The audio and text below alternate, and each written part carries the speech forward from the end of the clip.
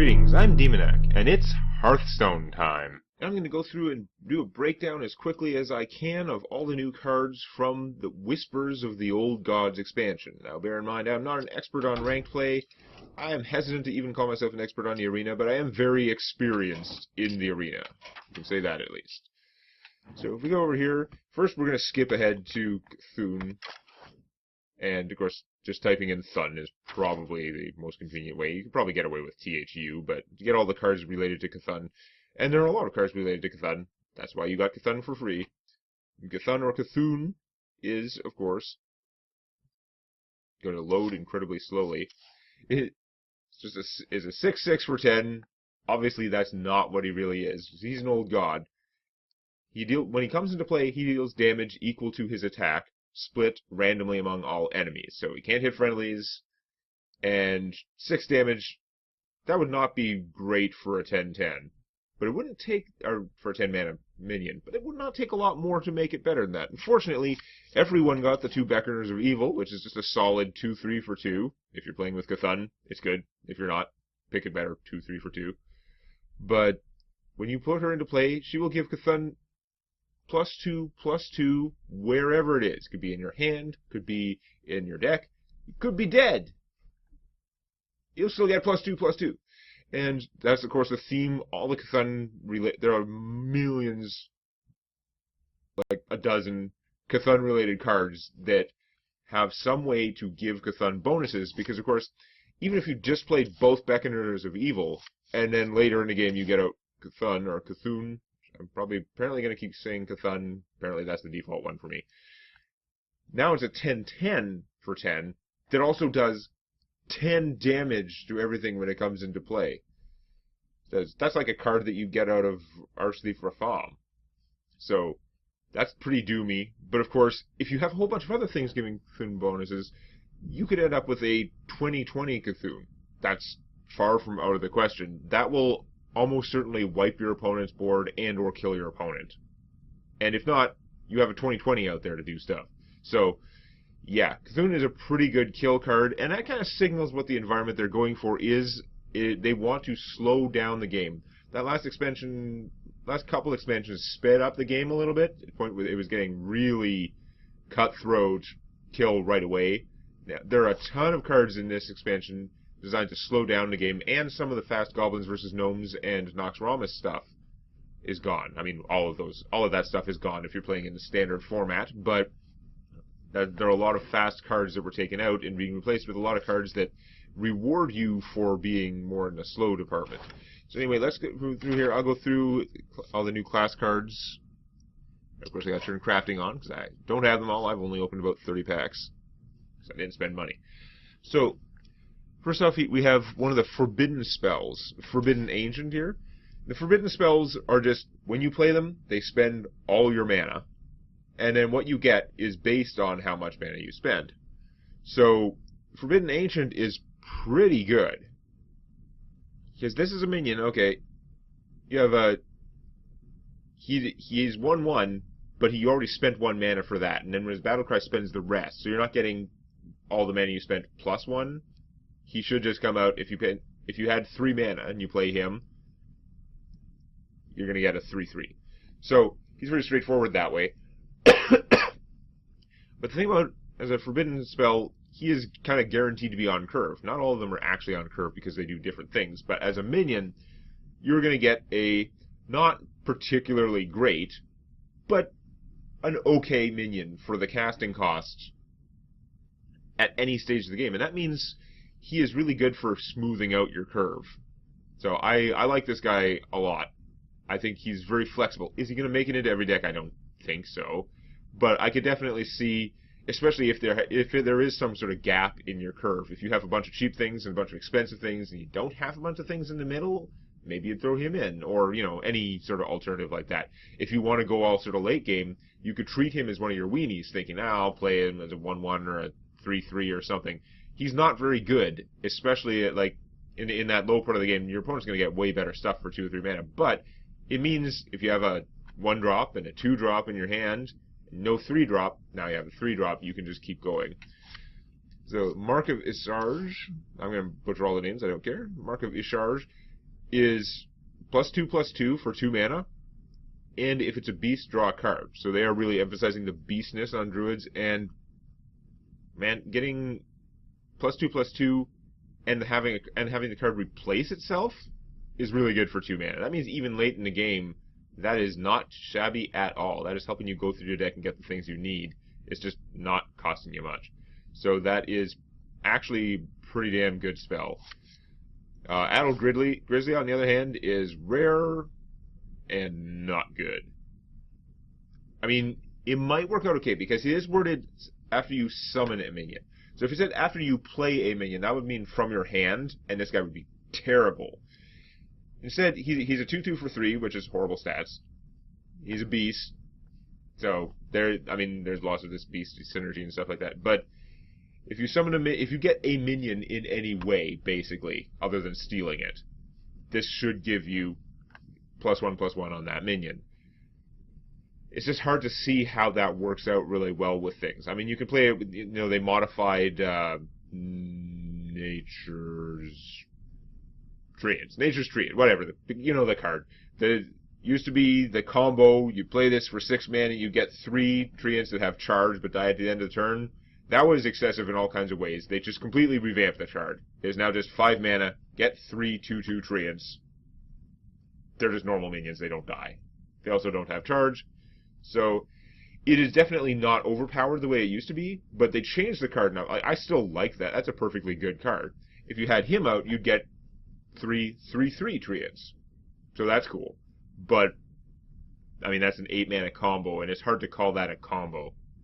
Because it's just not doing that much for you. So, he's got to survive he's got to survive for you to get out at least 2 other minions for him to actually be worth the risk of him coming out and doing nothing. That means he's not a good turn 3 play, so he's pretty iffy. And, I mean, if he was a Paladin card, he'd be much better, because, right, you Paladin or a Druid, or a Paladin or a Shaman can just make minions out of their ability. So I guess maybe you could, like, Murloc, Sir Merkington, whatever that guy's name is, you could change your hero power to summon totems or reinforcements, and then you'd be like, my Grizzly has power now. I don't know. There's just not a lot of good ways for him to go. Then we have Feral Rage, which is interesting. This is for 3 mana, right? So it costs 1 less than Bite. You give your hero +4 attack, or gain 8 armor. Remember, Bite, although it is Bite, gives you +4 attack and 4 armor. No choice involved. So, this is a little bit cheaper for killing things, and it does make this is a lot easier to play to kill things. Like, there's a big difference between 3 and 4 mana to do 4 damage to a minion. On the other hand, the armor is nice from the other one. This one's flexible. Late in the game, you can just use it to stay alive for the armor, although I don't like paying 3 for 8. That's better than 3 for 8 health, so it's flexible. It is a perfectly fine card. I don't really have much to say about it. I think that's maybe a good pick in the arena. Maybe it's good for controlled druids. It's not exciting, put it that way. Fandral Staghelm is kind of exciting. He makes you think as a class legend. 3/5 for 4, so perfectly solid stats. All your choose one cards just do both now. He is like the druid Bran. He's like super. All your druids. If they have both effects combined, we're going to have to see how that works. I'm assuming, I haven't tried it out, I'm assuming if you cast a Druid of the Claw, you're not going to get both. It's not going to give you a 4/4 charge and a 4/6 taunt. That would be ridiculous. I'm assuming that they did a common sense combine on this, because that would turn that into such an incredibly overpowered card. It still makes some of these cards very strong, but I'm assuming if you cast a Druid of the Claw, you'd get a 4/6 charge taunt, which is still pretty awesome. So, the Druid of the Small, it's been a while, I've forgotten a lot of these names. The Small Druid, she's a 2/1 charge for 2, or a 3/2 stealth. You get a 3/2 stealth charge, which makes the stealth or the charge useless. One of those two things is going to be useless, but a 3/2 charge for 2 is pretty good. And of course, there's all the spells. Your Feral Rage would now be +4 armor, or +4 attack, and 8 armor, making it better than Bite for 1 less mana, although you had to have a specific legend in play, so nevertheless, that is pretty cool. He's very interesting guy. Of course, he doesn't combo with Bran because choose one effects are different than battle cries. Claxi Amber Weaver here. It's easy to misinterpret his wording, and maybe I'm wrong, but if your Cthulhu has at least 10 attack, he gets plus 5 health. It's very easy to read that as him healing you for 5. I'm like 99% sure that is not what happens, because it would say restore 5 health to your hero. Gain plus 5 health suggests that he's going to come in as a 4/10. There's a priest one that gains you health, and there's a warrior one that gives you armor. This guy, so if you've already given plus 4 attack to your Cthulhu, then he's a 4/10 for 4. The rest of the time, he's a Yeti, which is perfectly fine. Again, you're not going to see him in a lot of like non-Cthulhu decks. There's no reason to, but he is pretty interesting and good if you're playing Cthulhu. I have heard, and I haven't confirmed it yet, haven't played an arena run since the thing, that all the Cthulhu cards are just not in the arena. I'm not sure if Cthulhu himself or itself is, but yeah, supposedly you're not going to get these Cthulhu guys in the arena, which is good because a lot of them are, like, they'd be mediocre to poor, a lot of them. Even though a lot of them actually have perfectly decent stats. Like, yeah, 4/5 for 4. That's okay. You might take that in the arena, but it's not very exciting, so I'm not sure what happens there. We have Mire Keeper, who is pretty interesting. 3/3 for 4. He either gives you a 2/2 slime right when you cast him, so that's 5/5 worth of stats right there. That's really good in the arena, and solid enough you might think about it for constructed. Or he can give you an empty mana crystal, which is a lot slower ramp up than Wild Growth, but if that's what you need at the time, if for some reason you don't want a 2/2 at the time, if you have a direct play, if you turn 4 you have this guy, and then you have a really good turn 6, a really good 6 mana play, you're thinking, I might just take a 3/3 for now, and I'll do something amazing then. But it would have to be pretty amazing to be better than just having another 2/2. Dark Arakoa is a pretty good friggin' Cthulhu card, right? 5/7 taunt for 6, I would take that in the arena lots of times. That is solid.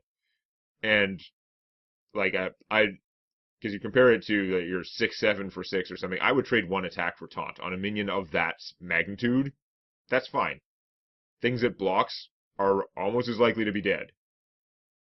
But he also gives your Cthulhu +3/+3, so that is a serious Cthulhu move there. And then we have Wisps of the Old Gods. That's right. Wisps of the Old Gods. Haha, it's funny, it's not good. Right? Because you pay 7 mana, you get 7 1/1 Wisps. That's a lot of, like, that's a very late game card that's sitting in your hand all this time to fill your board with 1/1s. If your board already had any minions at all, if you had even 1 minion, you're only getting 6 1/1s for 7, in which case it's not even, like, great amount of stats. Like, it's only good if you have some way to buff them all, to buff all your minions, which you could use this for, except you can't cast 2 of them because it costs 7 mana, and also that involves having both of them in your hand. You can also just give all your minions +2/+2, but you have to have out a fair amount of minions to be worth having this 7 mana card in your deck. So it seems flexible on the surface, but I think it's just too expensive to actually be good. You move into Hunter cards. Fiery Bat, just a solid weenie, right? It's a 2/1 for 1 beast, and it deals 1 damage to a random enemy when it dies. That is a good one cost weenie. That is a 1 cost weenie I would play, and you know that I'm very harsh on 1 cost cards. I want my cards to do a lot for 1 mana. This guy's looking super good, considering that they nerfed the Leper. The Gnomish Leper is just a 1/1 now. Who Death Rattle deal 2 damage to your opponent, and he has no creature type. This thing makes the new version of Leper Gnome look like a piece of garbage. I would say I like Fiery Bat better than the old version, so that may just be me. On the Hunt, on the other hand, is like, it's a spell. Deal 1 damage, and then summon a 1/1 beast. So it's weird because it's a spell, but it's basically just the stupid Elven Archer for hunters. Now, as a beast, I mean, that makes a difference. That is way better than the Archer if you have Beast Synergy, but it's still not a very exciting card. I mean, also you can increase with spell damage, which you can't for the Archer, but bleh. You have a 2/5 Beast for 3. I don't know why that had to be a class card, but it did. And it's a 2/5 Beast for 3. That is like a decent arena pick. Maybe you need it in Constructed, I don't know. Probably not. The Forlorn Stalker is very interesting. I don't know if there's enough really good Death Rattle stuff in, because remember, all the cards you think of, Death Rattle is awesome. Most of those were Noxramas. It's gone. There's still lots of good stuff. There are some new ones, but there's not a whole lot of new ones, so I'm not sure. This is probably going to have more effect on the next set, I'm guessing. But still, he's a 4/2 for 3, so if you're getting something good, those are okay stats. And if you have 2 or more Death Rattle minions in your hand, giving them +1/+1 without increasing their casting cost is probably pretty good. It is very weird. Like, that ability isn't impacting the board right away. He's strange, but I don't see why he's bad. As an arena pick, he's going to be kind of iffy because it's going to be hard to set that up. Infest is a potentially strong card. It's not my style. It gives all your minions in play Death Rattle, add a random beast to your hand. So you are getting an extra card for each of your current minions. Just gain, when I die, draw a card. That card happens to be a beast, which is usually a good thing. I mean, it's not as good as Discover, but it's okay. It's not going through your deck faster, so it's not killing you with deck death. It's also not digging for combo cards. But the problem is, this is 3 mana that's not doing anything for a while. Like, even when they die, it's not doing anything right away, because you still have to cast those minions. So this is a very slow effect. And if you have less than 2 minions alive, it's a piece of trash. If you have 2 minions, then it's like a weird hunter version of Arcane Intellect. So, okay, but you have to have minions who are alive to benefit from this. I think overall, like, it's easy to say, requires too many minions to be alive, no good. I think this has potential. I think it is workable, but it's not exciting to me. It's a little weird. Maybe people will find crazy combos with it. I don't know. Infested Wolf, I could be incorrect, but I think that the 1/2 spider that drops 2 non-beast spiders when it dies, I think that was Noxramas, which would mean it would be going out of standard now. So if you want to play in the new, up-to-date, cool people environment, but what Blizzard would term as a cool people environment, I'm sure lots of people are going to prefer playing with all the cards, although that environment is going to be way less balanced. It's going to be weird. But if you're playing in standard, that guy's gone, but you have this big 3/3 for 4 who gives you 2 1/1 spiders. I haven't seen yet if these are spectral crap spiders that are not beasts. If they're beasts, that's pretty good. If they're not beasts, then It is 5/5 worth of stats, but remember, when the stats you get are spread out over time, it is way less strong than just plopping down 5/5 worth of stuff on the board. With the mitigating factor that getting minions out of Death Rattle does protect you against apocalyptic enemy destroy all your stuff effects a little bit. I'm not sure how much those 2 spiders are going to help you after the apocalypse, but worth a try. We have Princess Huron, who is pretty fun, actually, as a legendary. She's a 6/5 for 5, so I like legendaries who are not insanely expensive and who have solid stats. Well, look at that, 6/5 for 5, and she counts as a beast. She's pretty kick-ass. And her battle cry triggers a friendly minion's death rattle effect. So if you have an infested wolf out, you play Princess Huron, you get a 6/5 and 2 1/1 spiders. And as we've seen from Feign Death, the Feign Death effect doesn't remove the death rattle. When it dies, you'll still get 2 spiders, so it's just more stuff, which is crazy. Here's the crazy card for the hunter. This is the new kill card if you want an expensive kill card in your deck. If you're not worried about being completely about the rush, Call the Wild is pretty strong because for 8 mana you get all 3 animal companions. Now that is a crap ton of stats. Because you get your 4/2 charge, your 4/4 taunt, so it's got a taunt component and a charge component. It's doing 2 really important things. It's killing an annoying thing you want to get rid of, or doing immediate damage to your opponent, and also having a taunt to hopefully slow your opponent's ability to kill you. but you're also getting your 2/4 that gives +1 attack to all your minions, including the other 2 minions. So it's actually a 5/2 charge and a 5/4 taunt. Ah, that is so much stats. I'm not doing the math. I don't have math in my head for like how many total points a card has to be worth whatever casting cost, but this is a lot of points for your casting cost. It is pretty effective. I even people who think, oh, you don't want an 8 mana card, it's better do something impressive. This does something impressive because it can charge for 5 either to a minion or your opponent's face, and it gives you a taunt, and more stuff. There's just tons of stuff. So that is a pretty awesome card. Compare this to like King Crush, who's what, 8 or 9 for an 8/8 charge. This is almost as much charge, a lot more stuff. It is easier to take it down piecemeal, but you can't just kill it with one single target spell, like Shadow Word Death, King Crush, if he didn't win you the game right away. I don't know, that's pretty strong.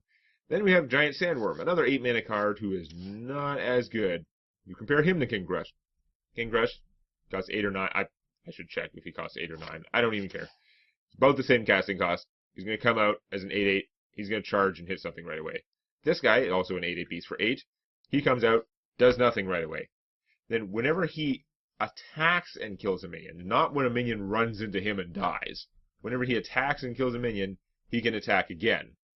So, yeah. He can usually kill one thing and then hit your opponent for 8.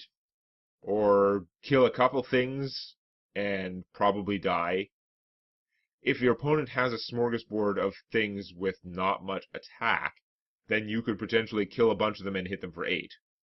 And have a, hit Sandworm with hardly any hit points left. But, I mean, it's not terrible. I mean, what you get for an 8/8 minion. In the arena, he's awesome, right? He's fine. If you wanted a big 8-cost minion, this is a pretty damn good one for the arena.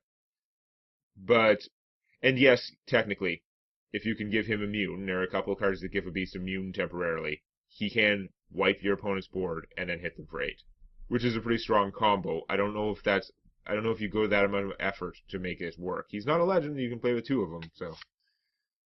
Someone will try, but I don't know if they'll get good results. Okay, we have the next forbidden spell in the Mage. Forbidden Flame. Spend all your mana, deal that much damage to a minion. It's not... in theory, I like the forbidden cards, but it really depends on the specific one. This one, yes, no matter how much mana you have, you can deal some damage to something. But dealing, especially for a mage, dealing X damage for Y mana is always more efficient than this. I mean, okay, yes, you could do 10 damage if you have 10 mana, so it's not always more efficient. This is better than Pyroblast, I guess. Except it's not, because this is only to minions. You can't hit the other player with... Oh, no. I didn't even realize that. That makes sense, because otherwise it would just replace Pyroblast and be a million times better. But if it's only to minions, then no, this is not good. It is not good. You're going to play with several spells that do damage to your... You're going to already have several spells that do damage to minions and probably to your opponent if you choose. Just play with one more of those. There are still a bunch, even if some went out. You have choices. You've got the Forgotten Torch, Fireball, Frostbolt. You have stuff, even though you lost your Flame Cannon. If you wanted a really big one, you could play with Lava Lance, your 5 mana Assassinate. This would be 8 mana to Lava Lance something. No, that... I can see why it's fine that they did it that way, but really, this needed to say spend all your mana, deal that much damage, +2 to a minion. And then we'd be in business, because then this would do the same amount of damage as Frostbolt for the same amount of mana. It wouldn't be as good as Frostbolt because Frostbolt can target your opponent, and Frostbolt can freezes your opponent or the minion. So Frostbolt would be much better for 2 mana, but this would be a solid 2 mana use. And then you go up and Lava Lance for 5 mana. This would do 7 to a minion. Lava Lance would do 1 more. This would make Lava Lance look kind of like crap, if it was my way. But at least you could see a purpose for it at that point. Even if it was just your mana +1, then okay, for 0 mana you could do 1 damage to a minion. That would be cool. Or what they would probably do would be make it cost 1 and say spend all your mana, deal that much damage plus 1, or deal that much damage.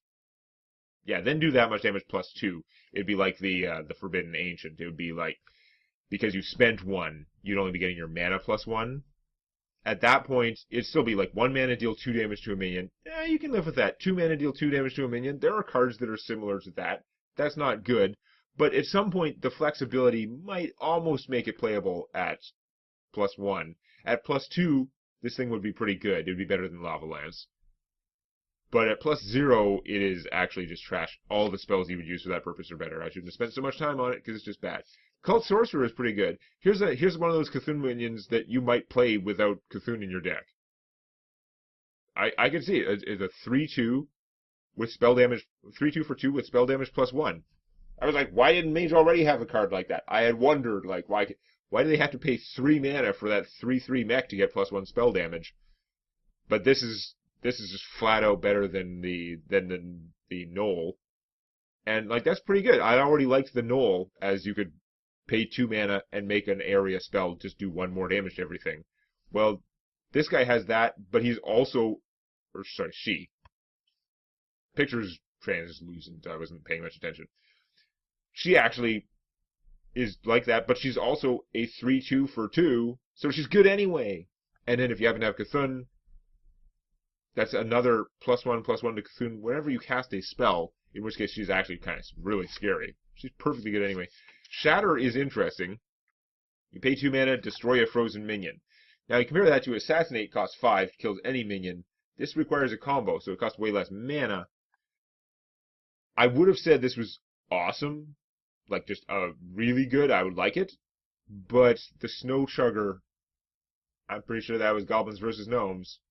They're gone. So if you're playing in Standard, you're not going to have that, and if you're playing in the Arena, you're not going to have that. This is not a good card in the Arena, because you're not going to have enough freezing effects. You still have your Ice Elemental, which is okay. It's just Ice Elemental plus Snow Chugger, Shatter would be pretty good, and then you have your Frostbolt as well, even without playing with the Lance. I don't know how much play this card's going to see, but I think it's bad in the Arena. Twilight Flamecaller is pretty cool. He's a 2/2 for 3. Normally that's a really bad sign. But he's got Battlecry, deal 1 damage to all enemy minions. So he's like Arcane Blast, or he doesn't benefit from spell damage. But otherwise he's like Arcane Blast, except for 1 more mana, you get a 2/2. Okay, deal. Like that is, there are so many situations where you're 1 mana short of killing, or 1 damage short of killing something. If 3 mana is still a fair amount to do 1 damage. But if you're hitting all your enemy minions, like he's a pretty good force. He's, at least think of it this way, he might as well be a 3/2, because if they had any minion out there, he did 1 damage to it when he came into play. Demented Frostcaller, he's there to support your Shatter, but he's random. So whereas the Salamander was like a flame whatever cast, whatever, 2/4 for 3, and whenever he casts a spell, he deals 2 random damage. This is 2/4 for 4, which is a little bit ouch, but when you cast a spell, he freezes a random enemy. Now, if your opponent is a non-weapon, like non-kung fu class, freezing them is going to happen a bunch of times, and it's going to annoy you every time, because that's against 5 of the classes. That's pretty useless. I didn't actually count, so that might be the wrong number, but there are a lot of players who are not going to have weapons or a way to attack with their hero, and that's pretty annoying. He's going to waste his time freezing them sometimes. On the other hand, you cast a spell and freeze a minion. If your spell wasn't killing that minion, that's pretty good. So, I don't know. It's interesting. I'm not sure why he needs to be rare, but the Cabalist's Tome. So, Arcane Intellect, you can pay 3 and just draw 2 cards. This is pay 5 and add 3 random mage spells to your hand. It's interesting, because being random is kind of like, they're guaranteed to be spells, so you're not going to get minions, and it's not helping you dig through your deck faster to get your combos. That said, I mean, in the Arena, this is excellent. So you'll take 3 random spells, that's fine. You will probably get at least 1 spell that is useful to you at that time. They are spells from your class, so they'll probably be useful overall for the most part. So you're gaining 2 cards for 5 mana. It's fine. I'm not like excited by it, but it's pretty decent. Servant of Yogg-Saron. He's 5/4 for 5, which is meh. Cast a random spell that costs 5 or less. That is really random. Targets chosen randomly. That is insanely random. As you can imagine, I don't like this card. There are forms of random that are controlled, that are within a certain frame. This is completely wide open, wild random. This guy could buff himself, or he could kill himself. He could literally come into play and Lava Lance himself. He could come into play and, like, Shadow or Death himself. Like, he can also, like, yeah, no, it does not get. If it was like, Battlecry, add a random spell that costs 5 or less to your hand, and that spell costs 0. I'd be like, thumbs up! This guy rocks!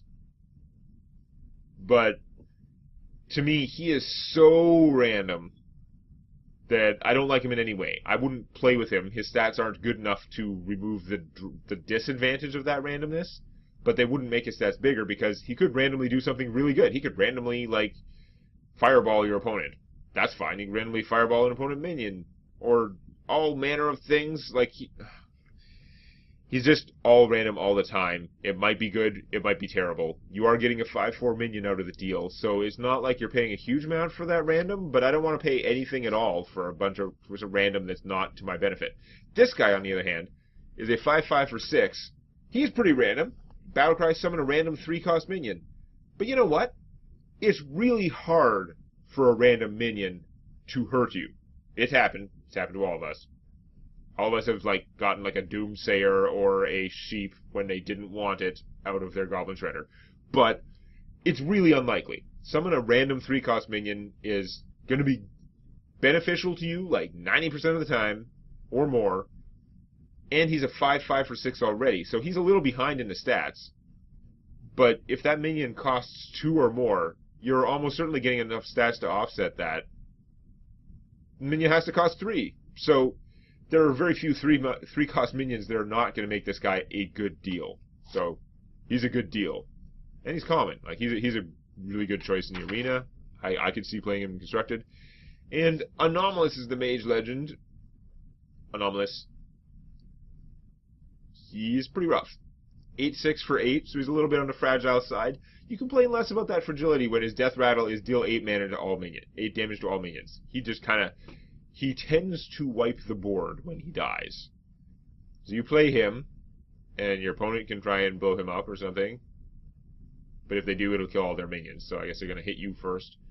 If you have a taunt out, then this is probably a pretty safe board wipe. Maybe you don't have a way to get him. I don't know. Whatever it is, he's strong. I'm not sure that his purpose is crystal clear. Like the Leviathan. We play Leviathan, the other Mage Legendary. I get all the Mage Legendaries. They're not all the best ones. They're not the ones I would have chosen, but I do get all the Mage Legendaries for some bizarre reason. Forbidden Healing seems like a dumb card at first. It's going to spend all your mana and restore twice that much health. You're like, wow, I'm going to pay 3 mana and heal for 6. Or then you're like, wait a second.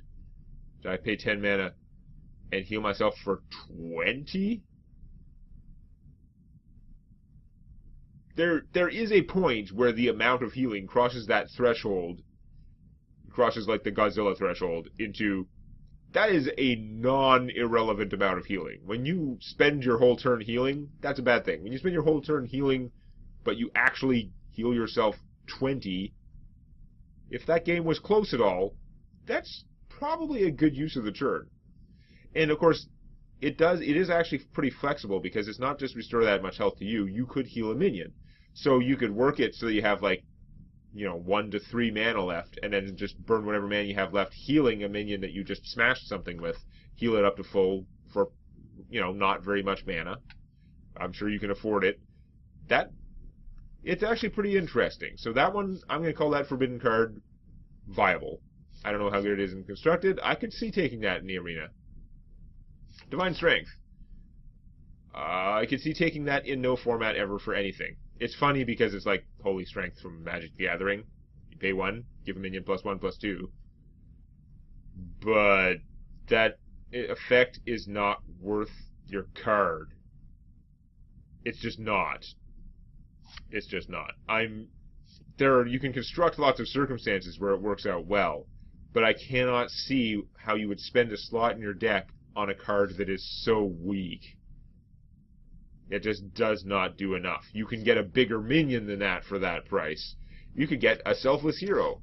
Now, the Selfless Hero won't take effect right away. This will. You can give this to a minion, allow them to kill something bigger than they could otherwise kill, and or survive something bigger than they could otherwise survive. It does help your weenie defeat your opponent's first weenie.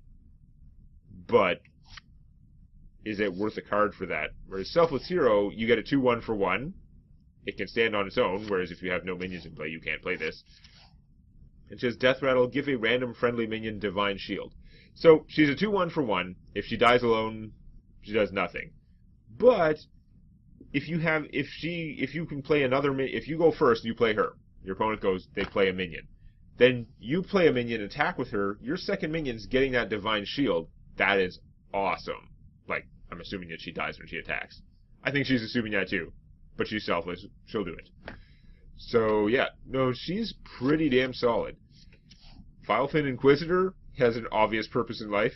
He's a 1/3 Murloc, and he makes your hero power summon Murlocs instead of the regular guy. Doesn't improve them, unless you happen to like Murlocs. And if you're playing a Murloc deck, which is Paladin is one of the good ones to play Murlocs with, I'm assuming this is going to be pretty beneficial. There are a lot of Murloc things that care how many Murlocs are in play, and a few Murloc things that benefit all the Murlocs in play. Either way, I think you can find room for this. Light in the Darkness, discover a minion, and give it +1/+1. That's pretty decent.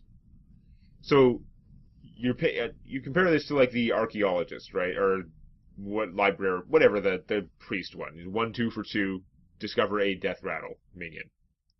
So, that one, you're getting a 1/2.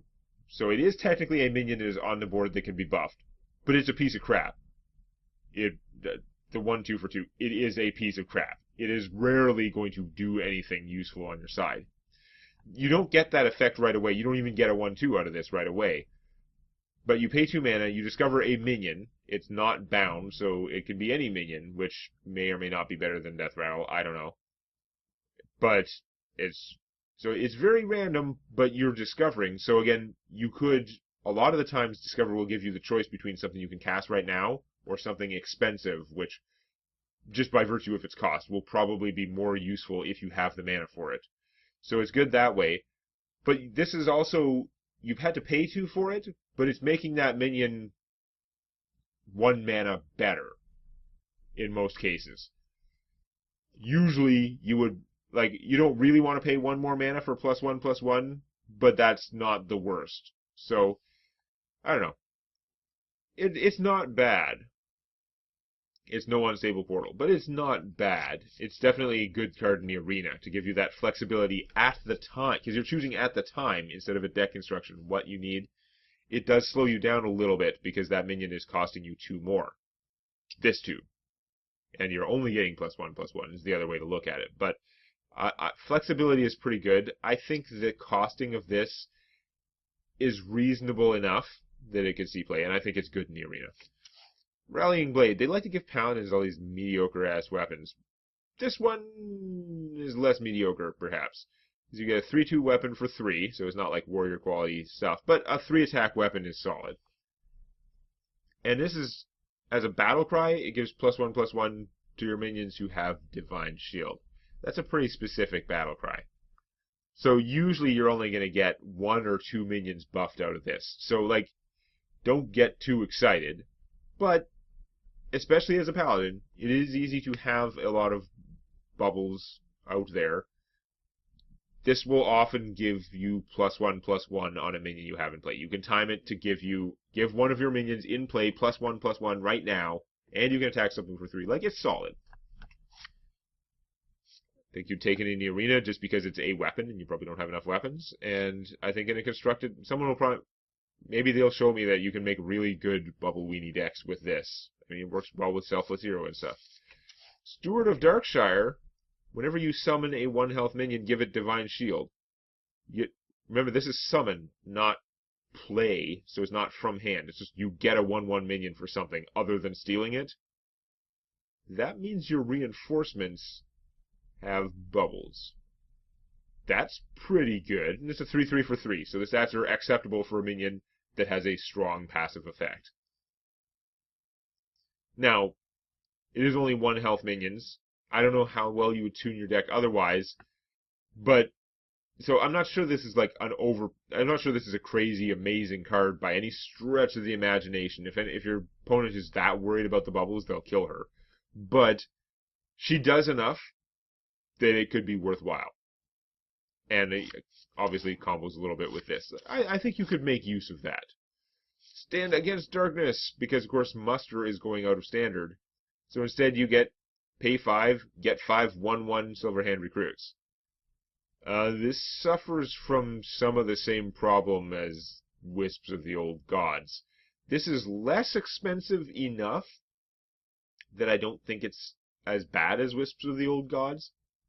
And Wisps of the Old Gods is usually only going to give you 5 1/1s. Now, Wisps can also be used to give all your minions in play +2/+2. This doesn't have that kind of flexibility. But I don't know, you're a Paladin, having minions out there to buff is really good, and maybe you have other stuff. I don't know. It is no Muster. That is what we know. Would you take it? Yeah, I'm kind of on the fence. Like, is this even a good card in the arena? It is 5/5 worth of stats for 5. It doesn't take your entire board like the other one, but if you already had 3 minions out, then it's actually doing less. I think you can engineer it that won't happen. I don't think that's a problem, really, but yeah. Mediocre at best. Then Ragnaros Lightlord. So he's an 8/8 for 8, like Ragnaros. At the end of your turn, like Ragnaros. But instead of dealing 8 damage to a random enemy, he restores 8 health to a damaged friendly character. At random. You're like, what? Why would you play healing Ragnaros? Like, I guess it's kind of stall. Like, it's defensive. It's hard for them to kill it, and it heals you 8 the turn you play it. Then you notice, unlike Ragnaros, he doesn't have that text that says he can't attack. So this guy's actually brutal. And I was talking to Quill 18. He's like, this is a beast.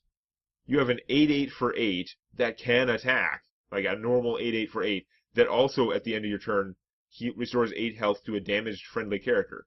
He doesn't miss. He's going to hit something that needs healing, which means you almost always are at less than full. So there's a very high chance he's going to heal you for 8 every turn. If he kills something, now he's damaged. He might heal himself for 8. And he's also an 8/8 for 8. He is actually a death machine in terms of just a straightforward fighting legend who also, like, helps you stall out the game. So, priest cards, we have Forbidden Shaping. Okay, this is one of my... I always fail to go through fast. I say, I'm going to try and go through fast. It never works because I try and talk about the cards. I really like this one. This is probably my favorite Forbidden card. Because this is going to... You spend all your mana, summon a random minion that costs that much. But I don't like random. You're right. However, this is bounded randomness, right? If you play this when you have 2 mana, you are going to get a minion that is a 2-cost minion. Now, some of those can really screw you. You can get a Doomsayer or a Sheep. Exploding Sheep. But this is still like... This is always going to be on curve, like the Forbidden Ancient. It's going to give you a minion that is of a size that is not horrible for the mana you paid for it. Except sometimes it will be a horrible size because it's random. Hopefully, if the minion is a horrible size, it will give you some random benefit. It'll be good in some other way. It isn't... Now this, again, you don't control... You can't see what it is first when you choose whether or not to play it. So, you're going to get a... It's really random, but it's going to fill in whatever gap exists in your casting cost curve. It is really, really good to have a card that early in the game, if you need a weenie, you can play this. It'll probably give you a decent weenie. It might fail you, but you'll get something. But also late in the game, or in the mid-game, you can play it and get something that has a good chance of helping you out for the right amount of mana that you want to spend. So it's pretty darn good. I like it. I think that's very good. As far as randoms of randomness goes, that's a good one. Embrace the Shadow is pretty random. This Akanai Soul Priests for 1 turn for 2 mana. That does leave you less mana with which to do your healing and damage and stuff like that. You can use, for one thing, this is 4 mana, deal 2 damage. If you use your hero ability in conjunction with it. So, that's not good, but you have to remember that it goes up from there if you have other stuff. I'm sure this will see some kind of use. I'm sure you can do combos with it. I'm not personally excited by it. I think that's too, complicated. I don't want to mess around with that. But on the other hand, if you're playing in wild format, where all the old cards are still in, Zombie Chow, when your opponent can't see the Akanai, when your opponent can't see the Akanai Soul Priest out there, they don't expect it. You can just go 2 mana, oh, I kill something, lose my zombie, and you take 5 damage. That's pretty cool. That doesn't exist in Standard. The Zombie Chow is gone, so we'll see. Hooded Acolyte is another sort of solid Thune minion. She's a 3/6 for 4, so that's slightly bigger, although she doesn't have an ability that's useful right away. However, whenever healing goes off, whenever any character is healed successfully, give your Cthulhu +1/+1. That could be a lot of +1/+1s. +1/+1s for the +1/+1 god. So, obviously, strong in Cthulhu. Shadowword Horror is interesting. I'm still not sure how well this works out. I like it in theory. I'm not sure it works out as well in practice. You pay 4 mana, and you Shadowword Pain everything, including friendlies. If it's got 2 or less, but the thing is, Shadowword Pain is 3 or less attack. This is 2 or less. That's what makes it hard, because 3 or less attack covers a huge number of minions. 2 or less attack is pretty specifically anti-weenie. On the other hand, it clears out weenies, gets rid of enemy like Northstar Clerics, and lots of bad things that you want to get rid of. But I'm just wondering if the threshold is set a little bit too low, the casting cost a little bit too high. I'm on the fence about this card. I could see taking it in the arena just because, I don't know, it can kill stuff, but even then, you don't know. Shifting Shade is a 4/3 for 4. When he dies, you copy a card from your opponent's deck and add it to your hand. So he Thought Steals for 1 when he dies. He was a 4/3 for 4, and he gives you a card. He's not bad. He's a solid arena pick, but I'm not sure how great he is. Darkshire Alchemist, I'm not that fond of, although this is a much slower environment. You do still want to be able to survive weenie decks, especially if you're sitting around trying to Cthulhu yourself. So, you pay 1 more mana for a Yeti, but you restore 5 health. And that doesn't say to you, so you can heal a minion with this and trigger minion healing effects and all the healing things out there, or you could just heal yourself for 5 if you needed the 5 health. It's okay. Not excited. This is a Power Word Tentacles. Okay, it's called friggin' Power Word Tentacles. It has the best spell name ever, and it has pretty good art. I don't know. She just seems so happy to have those tentacles.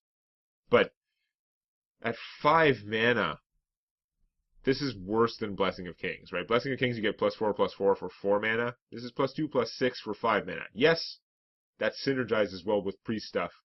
I don't know why this couldn't just cost 4. I don't know. This is so inferior to Velen's. Which, I think Velen's Chosen is going out, which is why this even exists at all. But and even, I mostly ignored the +1 spell power on Velen's Chosen. It didn't seem to come up too often for me, in my experience. But it was 3 mana for +2/+4. It was awesome. It was probably too good. But 5 mana for +2/+6 is bad. Although it allows you to turn any minion into an inner fire monstrosity, double its health, gigantic.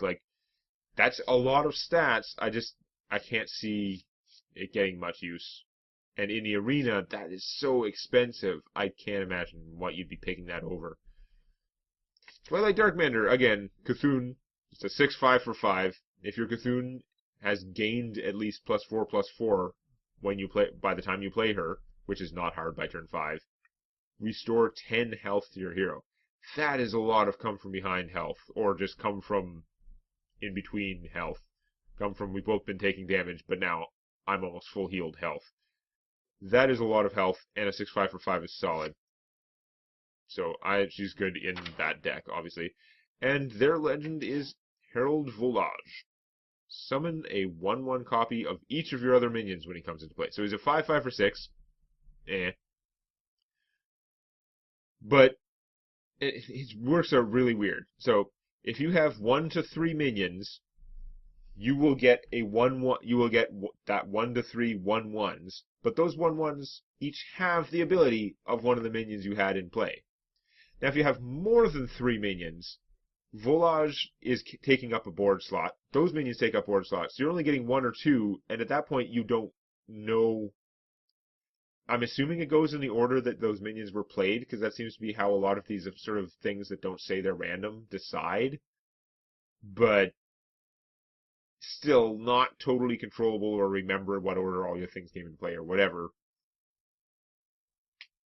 Yeah, if you have too many minions, this is not going to help you win more as much. But if you have no minions, it's not doing anything for you.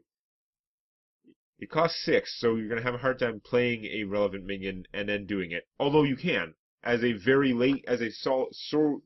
super late game combo, you could play a minion that costs 4 or less, and then play Volage and get another 1/1 copy of that minion with the same abilities.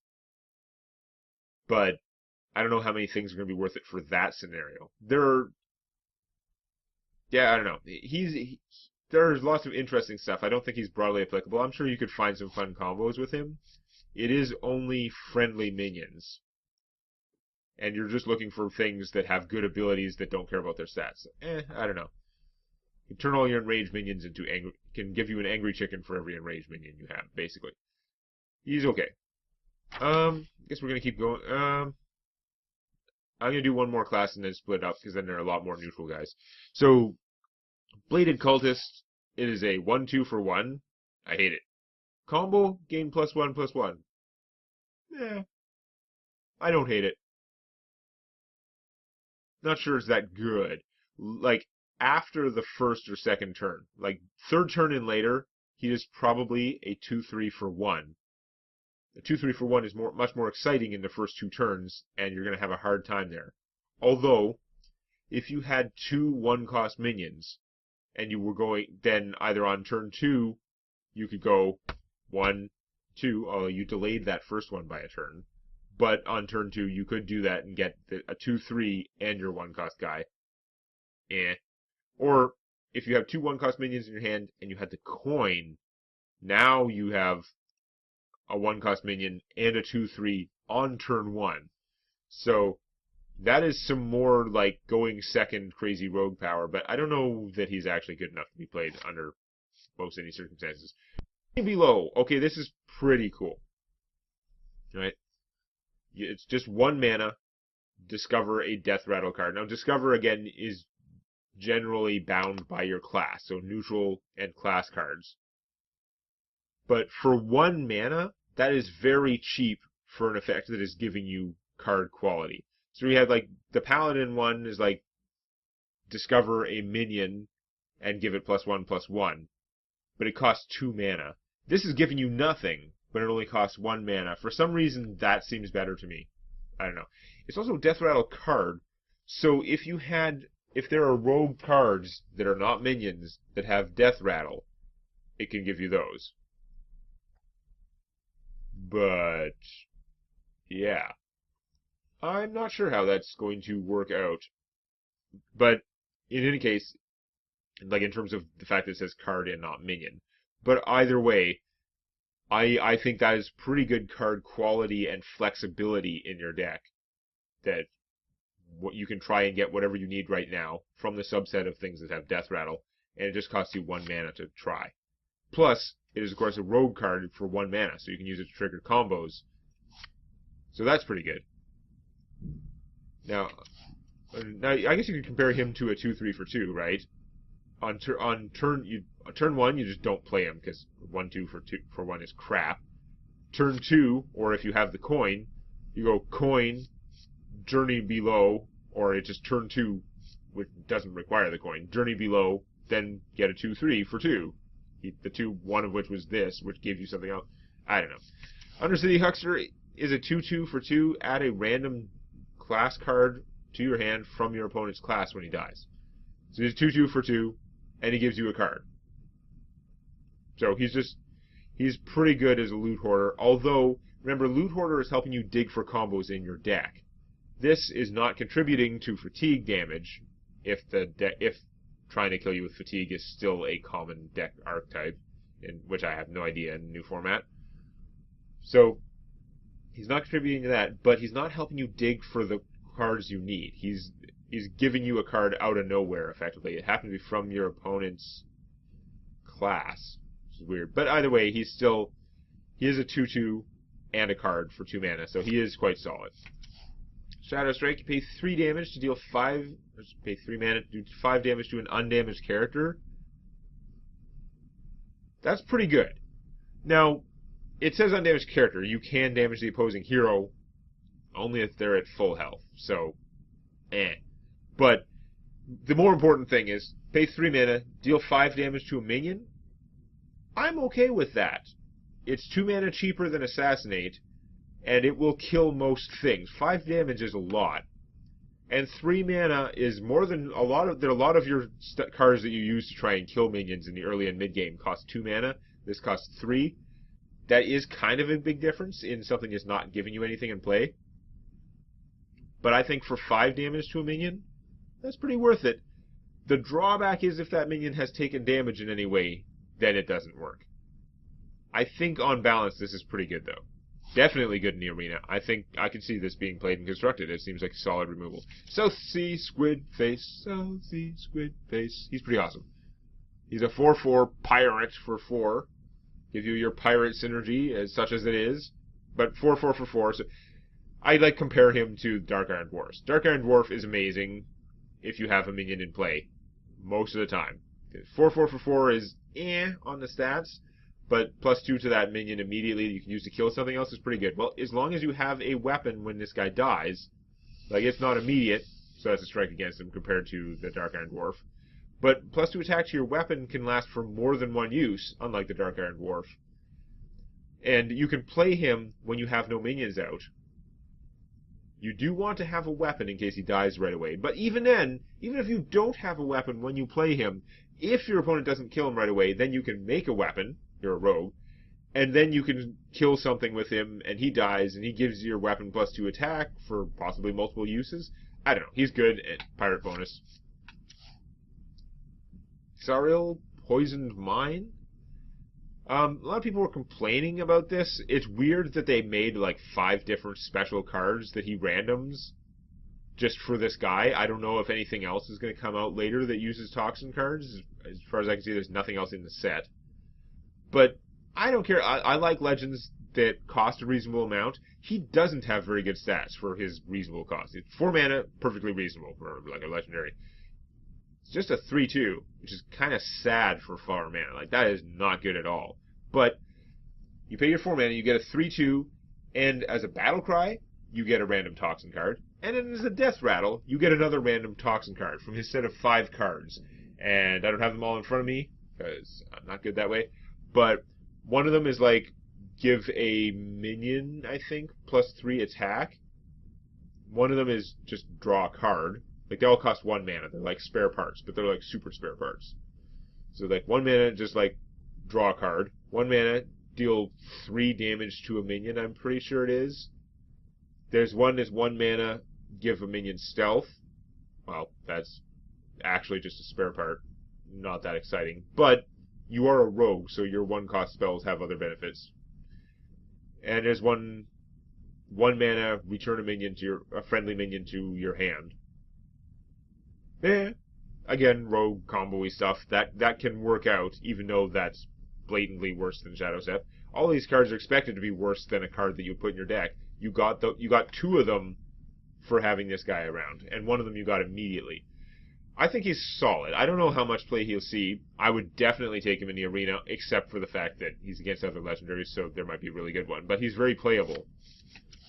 Shadowcaster's pretty weird. It's another thing where it's giving you a 1/1 that is a copy of a minion. Now, this one's interesting because, okay, she's a 4/4 for 5, which, you know, I don't like those stats. But she's giving you a 1/1 copy. So she's giving you a 1/1 minion in your hand that costs 1. So you could play that right away. But that 1/1 copy of is a copy of a friendly minion in play. So it has all the abilities of that minion. So you can copy something with a death rattle or a battle cry. Unlike a lot of these things, it can do battle cries. So you could copy something with a battle cry and then pay 1 mana and get that battle cry again. That could be pretty sweet. If you had Zaril out there, his battle cry gave you one of his cards, most of which are pretty good. Or you can just like, yeah, I think the other one I missed was probably 1 mana, deal 2 damage to any target. So yeah, you get one of those okay cards, and then you could play her. She's a 4/4 for 5, but and then you pay 1 more mana and get a 1/1 that gives you another copy of one of his cards. That's actually not even a good example because you don't have control over it. There are some good battle cries you could have, obviously. So she's very interesting. Thistle Tea is kind of less interesting. So you pay 6 mana, you draw 1 card, you only get 1, and it adds 2 extra copies of that card to your hand. So you do gain 2 cards from this. It's not helping you go through your deck much faster, but like a normal draw 1 card effect, it is at least helping you dig for your combo a little bit. But in Hearthstone, there is no way as of yet to see your next card coming. There is just nothing you can do to manipulate what the next draw will be. So this is completely random out of the cards in your deck, which one you're going to get, and then you get 2 extra copies of it. Compare that to Sprint, where you pay 1 more mana, and you just actually draw 4 cards. Now that is taking you closer to Fatigue, more than any other card almost. It's taking you that's a lot of risk if Fatigue was going to be an issue in the game at all. But it's giving you 1 more card from than this for 1 more mana, which actually, I would rather pay 6 and get 3, I think, than 7 and 4, just because it's that little bit easier to play it, and you can do a little bit more with the mana the rest of the turn. But this is not the way, because if I'm drawing that many cards, I want to dig for something good in my deck and get it. I want to improve the chances that I draw whatever it is I'm looking for. This isn't doing that. This is like draw 1 card. It's improving your chances that much. And if it's not the card that you want, giving you 2 extra copies of it is like, what? Why? I don't know. It just seems like sub-sprint. Which I also mostly ripped off Full 18. Blade of Cthulhu. This guy. I still hold that face should be the new emoji for, oh my god, that's... Oh, never mind. It costs 9. Because, yeah, he's a 4/4 for 9. Battlecry, destroy a minion. So, he's a 4/4 for 4, plus an assassinate at full price. I mean, getting a minion and blowing up an enemy minion is pretty good. 9 mana is a lot to wait. Like, I like that you get a minion in the same card. Like, that's kind of valuable, but 9 is so slow to kill 1 minion. Now, you add that minion's attack and health to Cthulhu. Cthulhu is an inherently slow thing, so that's not as worthless as it would be for almost anything else, but... Like, yes, that means that when your Cthulhu comes... If you kill something big with this, then when your Cthulhu comes out, it will almost certainly destroy your opponent. That should already be the case. You don't need 9 mana guy for that. Blowing up an enemy minion is good. You need something because you apparently don't have your Cthulhu yet. But, I'm not excited by him for all his, like, epic Cthulhu-ness, or, yeah, whatever. Alright, so I'll come back with the other 3 classes, Shaman, Warlock, Warrior, and all the neutral cards in the new Whispers of the Gods set. Next time. If you found that useful or entertaining, or if you enjoy cookies, hit the like button. And don't forget to subscribe to Demonac Games for more Hearthstone Arena and other gaming videos.